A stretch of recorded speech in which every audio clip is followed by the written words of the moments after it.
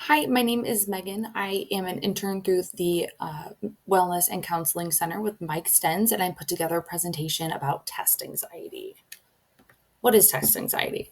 It's the feeling of nervousness before exams. It's normal among college students. It is sometimes helpful and normal to have these nerves around testing. The energy can keep our minds alert, and the arousal can help us focus. However, extreme feelings of anxiety and stress before and during exams can really have unhealthy results. Test anxiety is a type of performance anxiety.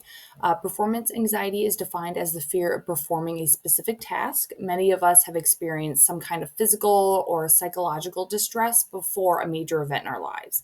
This can be speaking in front of people, taking an exam, interviewing for a new position, or making a presentation. Performance anxiety is extremely common. Roughly around 40% of all adults in the US and maybe many famous performers have opened up about their struggles with performance anxiety. For example, a lot of international singers like Adele, Rihanna, Katy Perry, Simone Biles, she's been very public talking about her fears and about her own performance anxiety. There is a very important distinction between normal anxiety and problematic test anxiety. Some anxiety can be good. It's a good motivator. It helps us remain on task or remain focused. But there is a point where it can be problematic. An example of typical test anxiety is after an exam, you go on with things in your life. You don't dwell on the exam performance. You might say, I did the best I could. Well, I didn't do well this time, but I'll do better next time. Whereas more problematic signs of test anxiety, it stays with you. It doesn't get better. You play things over and over in your mind. You ruminate about certain thoughts or certain questions on the test. You might find yourself second guessing your answer choices or the time on the exam. You continue on with your day or week convinced of your before performance, feeling like a failure. You feel helpless.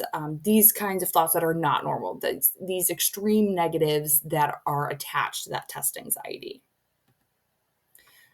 Let's break down the chemistry of test anxiety. Students who experience test anxiety will have bursts of adrenaline before or throughout their test. Adrenaline itself is not a bad thing, but when it comes to test anxiety, it interferes with thinking and concentration. There are ways that you can learn to control these adrenaline outbursts. One way is to get moving. Physical activity can help burn off adrenaline. So, taking that time before a test and going on a walk or taking time to do a hobby or a sport before. If you build in that time for the physical activity for at least 10 minutes before your exam, this can help your body process that chemical release of adrenaline that you might be experiencing. Some physical symptoms of this extreme test anxiety are headaches, nausea. You can be faint, hot or cold, sweating, rapid heart rate. You might be shaking, mainly in the hands. Some emotional symptoms are you feel like you want to cry or extreme laughter. You can feel angry, helpless, frustration, or confusion. Before the test, watch your study habits. Don't cram before the exam. Learn new information 5 minutes before. Plan out a good schedule that works well with you so you leave time before the test where you can get in the right headspace. Before the exam, since you will likely have that jolt of adrenaline before the exam, and start by answering questions that you feel confident about. This strategy will help benefit you in two ways. After your 10-minute walk and some time has passed, your brain will recover from the adrenaline shot and you'll be able to tackle those more complicated questions.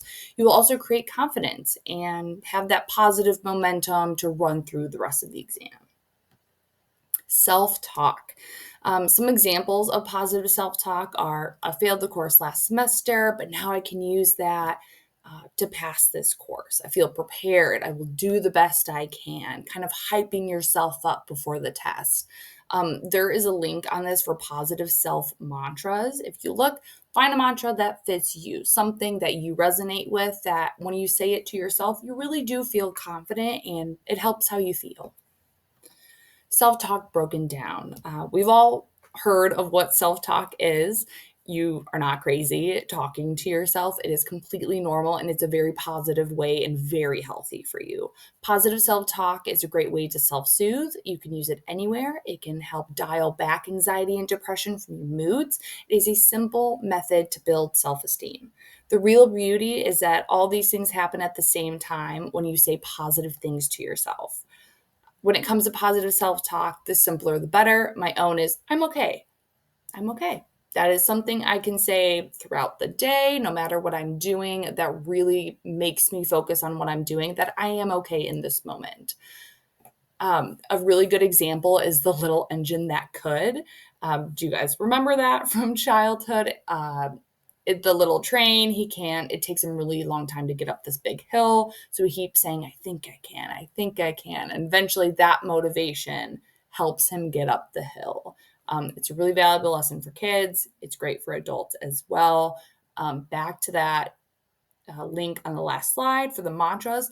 Find one that works for you. Everybody is different. Everyone has different motivators. So finding one that works well for you in situations, that's just the first step. Self-care. Getting a good night's sleep, it's recommended 7 to 9 hours for students. Really focusing on habits a few days before the exam helps with the exam. You're not feeling groggy, you're not feeling exhausted, you have that good sleep that makes you mentally prepared. Habits. Eat some good brain food, eat good nutrients, something sustainable. Take it easy on the caffeine. Caffeine is great. I have a cup every single day, but I know if I have too much caffeine, I get shaky, I get jittery. It really fuels those thoughts. I feel like I can't sit down for a long period of time. You can find an activity to help distress. That can be drawing, reading, getting outside. It can be that movement before we talked about. Maintaining social contact, finding times for friends and family to talk and catch up and de-stress together, that can really be a form of self-care.